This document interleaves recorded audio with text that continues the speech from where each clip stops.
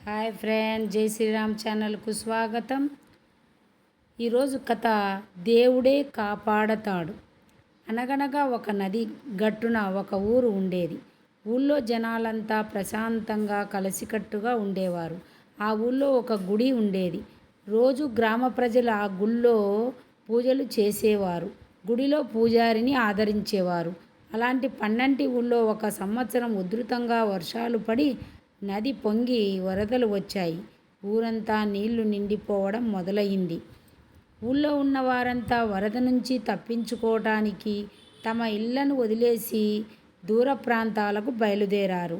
అందులో ఒక పెద్ద మనిషి గుడివైపు పరిగెత్తి అందులోని పూజారి గారిని కూడా వారితో వచ్చేయమని ప్రాధేయపడ్డాడు. వరద నీళ్లు ఊళ్ళోకి వచ్చేశాయి. ఇంటి గడపల దాకా నీళ్లున్నాయి. పరిస్థితి ప్రమాదకరంగా ఉంది. మేము అందరం ఊరు వదిలి వెళ్ళిపోతున్నాము. మీరు కూడా మాతో వచ్చేయండి అని చెప్పాడు. ఆ పూజారి ప్రశాంతంగా, నా గురించి దిగులు పడకండి. నేను నిత్యం సేవించే నా స్వామే నన్ను కాపాడతాడు. మీరు వెళ్ళండి అన్నారు. ఆ మాటలు విని ఆ పెద్ద మనిషి వెళ్ళిపోయాడు. కొద్దిసేపటికి నీళ్లు నడుము దాకా వచ్చేశాయి. పూజారి గారు గుడిగట్టున నుంచొని జపం చేసుకుంటుంటే ఒక గుర్రపు బండిలో పోతున్నవారు కొంతమంది దిగి పూజారి గారిని కూడా బండి ఎక్కి రమ్మన్నారు. కానీ పూజారి గారు మట్టుకు నన్ను దేవుడే కాపాడతాడు అని గుడిలోనే ఉండిపోయారు. ఇంకొంచెం సేపటికి నీళ్లు మెడదాకా వచ్చేశాయి. పడవలో ప్రయాణం చేస్తున్న కొందరు చూసి వారితో వచ్చేయమని బ్రతిమలాడుకున్నారు. మీరు ఇంకా ఇక్కడే ఉన్నారా? ఇక్కడ ఉండడం చాలా ప్రమాదం.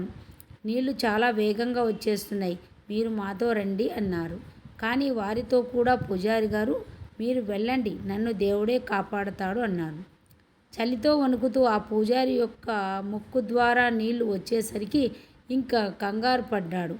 అతి త్వరగా గుడి మొత్తం నీళ్లు నిండిపోయాయి. పూజారి గారు దేవుడి ధ్యానం చేసుకుంటూ గుడి గోపురం ఎక్కి కూర్చున్నారు. కొంతసేపటికి దిగులు మొదలైంది. ఎప్పటికి వాన ఆగటం లేదు. చలిగా ఉంది. నీళ్ళ ప్రవాహం ఎక్కడ ఆగేలా కనిపించడం లేదు. దేవుడా, నేను నీకు ఏం తక్కువ చేశాను? రోజు శ్రద్ధగా పూజలు చేస్తాను. నిన్నే నమ్ముకున్నాను. అయినా నన్ను కాపాడడానికి రావేంటి అని దేవుడితో ఫిర్యాదు చేసుకోవడం మొదలుపెట్టాడు.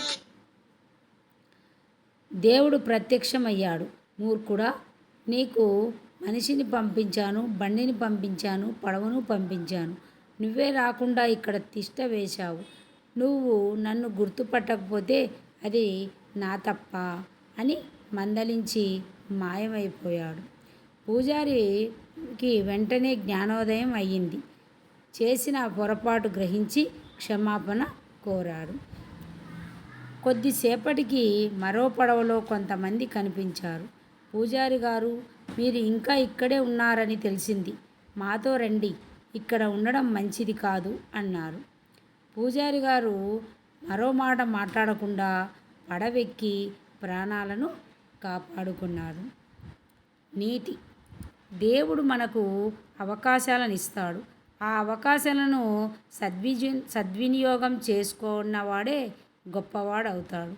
మనిషి వచ్చిన అవకాశాన్ని సద్వినియోగం చేసుకోవాలి. Please subscribe. ధన్యవాదాలు.